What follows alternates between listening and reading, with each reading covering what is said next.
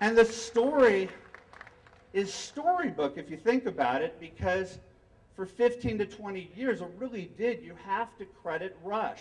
Rush started this in 1988.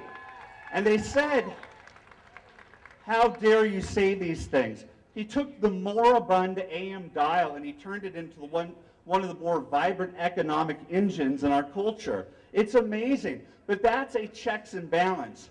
But what is happening now in the era of the new media is it's not just about Rush and Hannity and Beck and Ingram and Dennis Miller and you name it. It's not just about those people talking to us back and forth.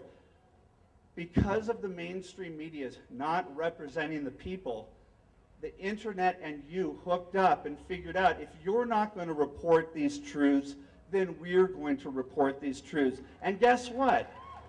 We are now the media. We now have the ability to report things that they don't want you to see, and we have the ability to take down the corrupt and the powerful. And that's what's happening right now, and they're not happy. I remember the week of Acorn, and it was Wednesday. We're talking 6 days into just one of the most extravagantly enjoyable, experiences of watching the mainstream media sweat this thing out, trying to ignore it. Finally, Charlie Gibson of ABC News, if you want to hear something, just embodies who these people are. When asked why, after 6 days of nonstop coverage, in which the House defunds Acorn, in which the Senate defunds Acorn, in which it's nonstop on all over the internet, on Fox and talk radio, Charlie Gibson on Wednesday, 6 full days in a 24/7 news cycle that is rat-tat-tat, rat-tat-tat, Charlie Gibson said, I haven't been paying attention to that story. I've been sailing. Is it not this interesting mix of this out-of-it, elitist, over-the-top, my neighbors, quite frankly. I live in West LA. I go to parties with them and I say, do you really, really think that the American people are as you project them to be? Do you really think that they're all troglodytes and racist? Think about what has happened over the last weekend, and this is why I think we're at a turning point. We had 9/11 on Saturday, and we had the 9/12 events on Sunday.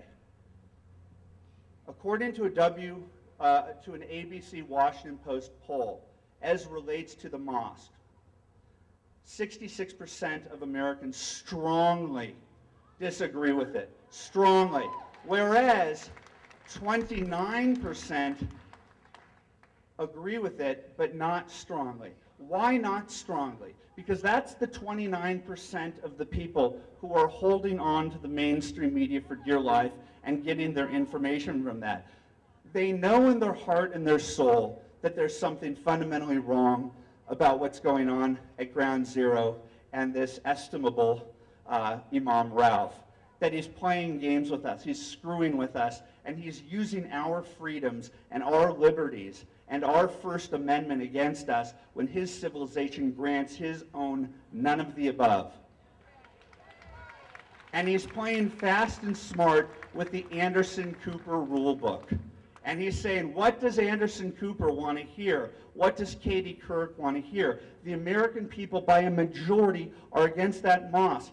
Yet, to talk out against that mosque, the mainstream media says, is extremely controversial. How can that be? It's the majority opinion in the United States. It's only controversial because you say it's controversial. Your views on the mosque, you should know better. You're in Manhattan. You should know better. And you should know better that the American people are good, and they are decent, and they're industrious. And in the pursuit of their industriousness and the rejection of the mainstream media, you have become the mainstream media. You now are kicking their butts. And so I want you to do something for me. You are my writers. You are my readers. I don't care what publication you write for. I'm not in competition with you. I cheer when my competition breaks a huge story. You are the press. videotape everything that you think is corrupt, and have the strength to walk through fire with the rest of us. Don't worry what they say. Don't worry the negative terms that they call you, because it doesn't work. And I will invoke the patron saint of the Tea Party movement. I will tell you why I appreciate her so much. It's Sarah Palin. And I'll tell you why. And this has nothing to do with my opinion of her as a potential presidential candidate.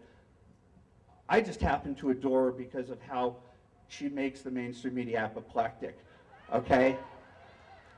But what she has been able to do so successfully is the mainstream media are assassins. They're character assassins. And if they disagree with you, they are going to ruin you. They are going to ruin you.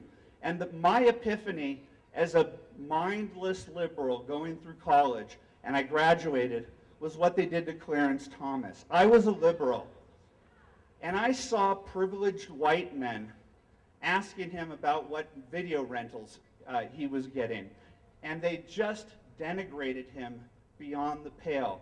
And I was like, wait a second, this doesn't make sense. Everything that I learned in my politically correct American Studies degree at Tulane University told me that this man deserves extra protections, yet Ted Kennedy, Joe Biden, Howard Metzenbaum are destroying him while the mainstream media sits with a smile on their face saying he's open game because he doesn't believe in liberal politics for his own people. How patronizing and how un-American. In America, you can believe in whatever you want to believe in.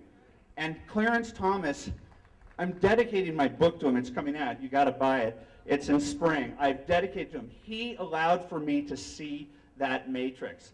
And Sarah Palin, what she has done that was started in a more subtle, graceful way with Clarence Thomas, who sat there and elegantly took it and went through that fire, and he came out whole and an American hero. What Sarah Palin has done brilliantly is that you can see the snipers everywhere around her. One of the snipers moved next door to her. How obnoxious is that? Her children are fair game. How obnoxious is that? They started to go after her the day she was asked to be McCain's nominee. And how did she react? When the snipers started to shoot those bullets, she grabbed them out of the air and said, "Those aren't bullets, those are delicious lollipops."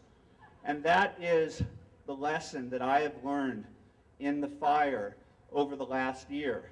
They want to destroy me because it is not my job, it is not the thing that I talk about. The thing I talk about is destroying the mainstream media. We gave them 20 years of nicely saying, please, please, please be fair, please be decent to the American people. They haven't. There's only one way out of this mess, and it's not winning in 2010. We have to continue to grow. We have to continue to fight. If we do not exist on November 15th, there is no point. This is 1994 redux. We have to continue this fight, and this fight is not just standing here and agreeing with each other. It is becoming a citizen journalist. It is putting your camera out there and pointing at that gentleman who would try to shout us down after 8 years